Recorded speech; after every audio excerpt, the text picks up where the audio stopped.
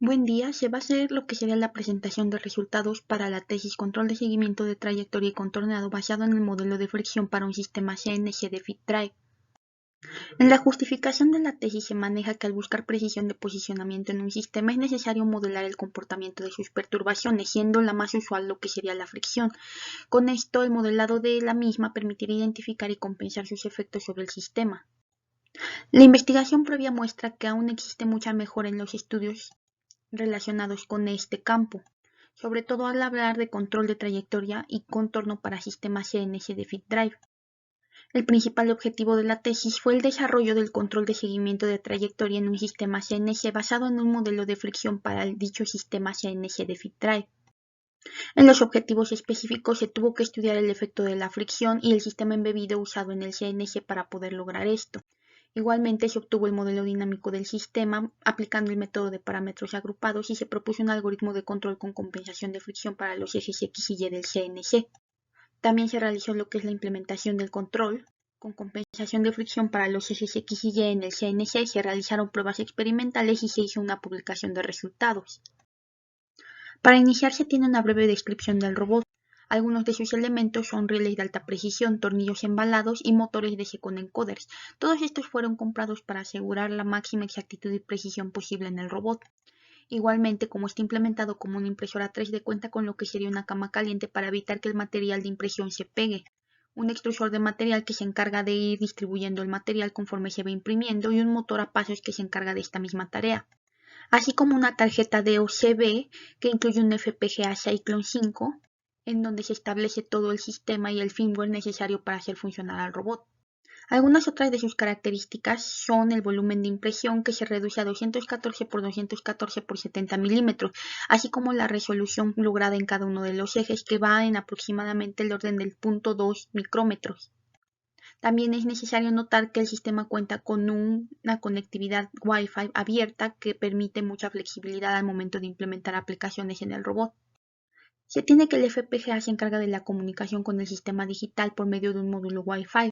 También se encarga de lo que es la ejecución de 6 algoritmos de control, 5 de lazo cerrado y 1 de lazo abierto, correspondientes 3 de ellos, refiriéndonos a los de lazo cerrado, a cada uno de los controles para cada uno de los grados de libertad del robot, siendo los otros 2 controles de temperatura para la cama caliente y para lo que sería el extrusor de material. Y el control de lazo abierto corresponde al del motor a pasos que se encarga de ir jalando el material. El FPGA también se encarga de lo que es la lectura de señales generadas por los sensores, del procesamiento de datos y de la toma de decisiones, aparte de la generación de señales PWM que alimentan y controlan los elementos del robot, una vez adaptadas con sus respectivas etapas de potencia correspondientes a transistores en configuración par-Darlington o en puentes H en el caso de los motores que les permiten girar en ambos sentidos. Se cuenta también con un software de usuario desarrollado en LabVIEW en el que se pueden descargar datos de software correspondientes a las trayectorias deseadas. También se tiene una descarga de software correspondiente a la programación que se quiere para el robot y una ejecución de programa en donde se puede manejar el inicio, el paro de emergencia y otras características del mismo. Otro punto importante son los resultados iniciales en los que se puede observar deformaciones en las esquinas, ya que a pesar de que se cuenta con un control de posición, al llegar a lo que sería el cambio de dirección en los ejes, se cuenta con lo que son redondeos, en algunos casos sobretiros y deformaciones visibles. A lo largo de la tesis se desarrolló lo que sería el modelo y también se analizó la fricción en el sistema, por medio del uso de simulaciones empleando el modelo dinámico desarrollado y un modelo propuesto para el comportamiento de la fricción en el sistema. Una vez analizado esto e implementado un algoritmo de control, basado en un PD y un PD+, en el caso del control de trayectoria, se tienen los siguientes resultados. En el caso del eje X se tiene el primer resultado en la posición, en donde se observa que al añadir en el control de posición las compensaciones, se van reduciendo las deformaciones de las ondas. Al analizar el torque contra la velocidad, se ve que al añadir las compensaciones en el control de posición se va acelerando el sistema, lo que quiere decir que cada vez tiene un arranque más rápido.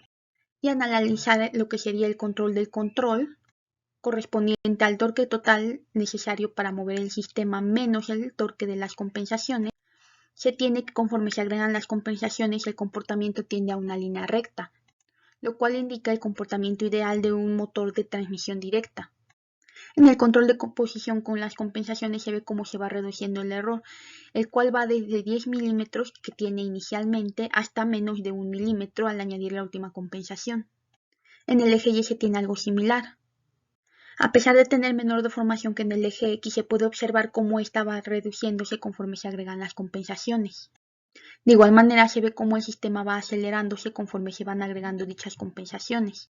Y en el caso de este eje es incluso más evidente cómo el comportamiento del torque del control tiende aún más a lo que sería el comportamiento ideal si el motor fuese de transmisión directa.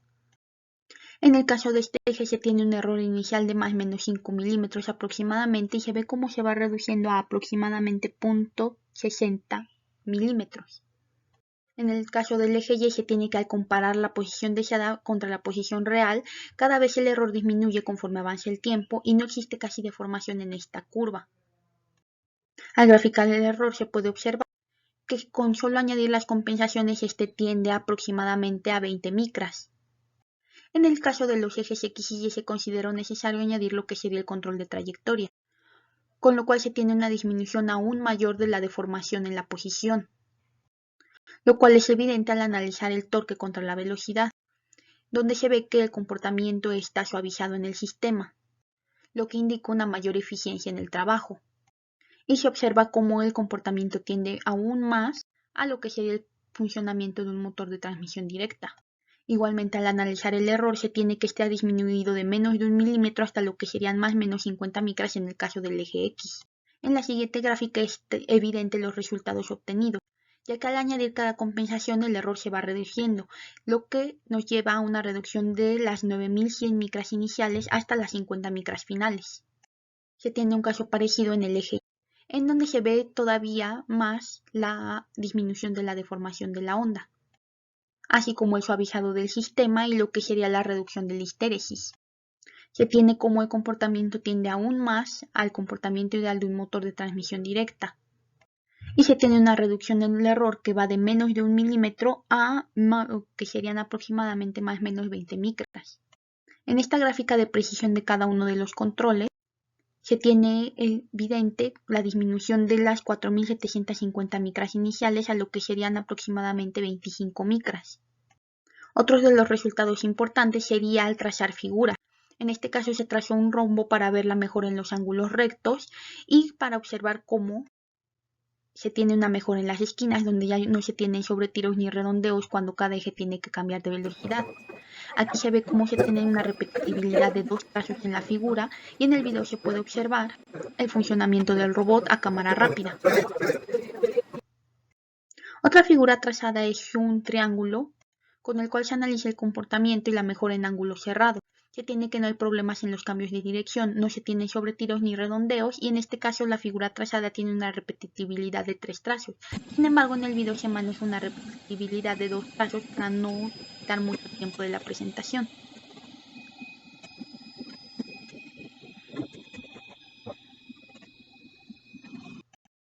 Por último, se tiene el trazado de un círculo, en el cual se ve que no hay problemas en los cambios de dirección y se tiene un buen control simultáneo de ambos ejes. Se tiene un trazo claro y en este caso también una repetibilidad dada por 2 trazos del círculo.